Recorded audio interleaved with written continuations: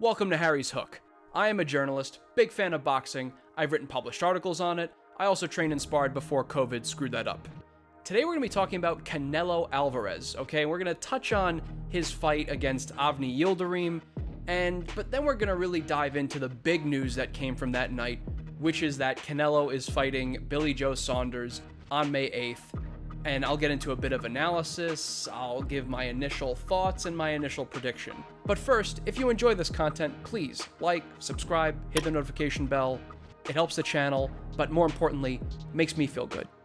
So the other night, Canelo absolutely dismantled Avni Yildirim, and he didn't wind up answering the bell for the fourth round. Now, this was always the expected outcome, but it's still a bit disappointing.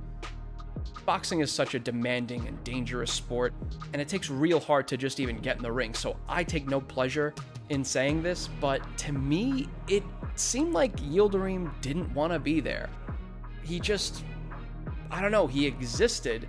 He barely moved his hands. He offered little to no resistance. It seemed to me like he was kind of there to collect the check. Now, at the end of the day, Canelo did his job. I mean, he looked like a great fighter in his prime. He mixed in feints with his offense. He worked the body. I saw him do that tap to the head, dig to the liver.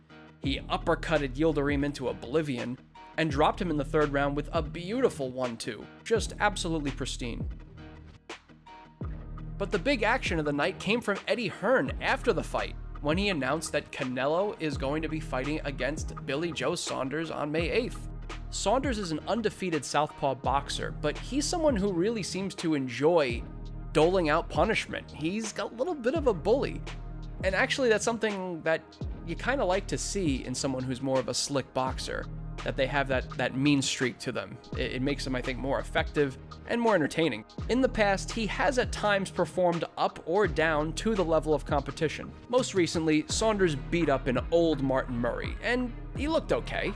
Now, the best I've ever seen Billy Joe was in 2017 when he just shut out David Lemieux in a boxing masterclass. He was dancing around the ring.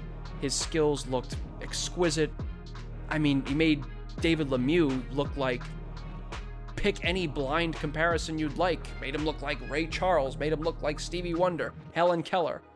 That's kind of what Billy Joe made David Lemieux look like. I would hope and expect to see Saunders in prime form against boxing's biggest star, Canelo. Now, at his best, Saunders' southpaw boxing skills and smooth movement can really complicate things. Canelo has had some trouble earlier in his career against southpaw boxers like Erislandy Lara, like Austin Trout. Now, in order for Saunders to be successful, he's going to have to stay active, keep his hands moving, but also cut angles, which he's very good at, and really not let Canelo set his feet. Keep Canelo moving, keep him turning, because if Canelo sets his feet, he can unload those devastating body shots and sit down in his power. Now, while Canelo did have some trouble against Lara and Trout, those fights were 7 or 8 years ago. And the thing is that Canelo is just so much more of a complete prize fighter today than he was back then.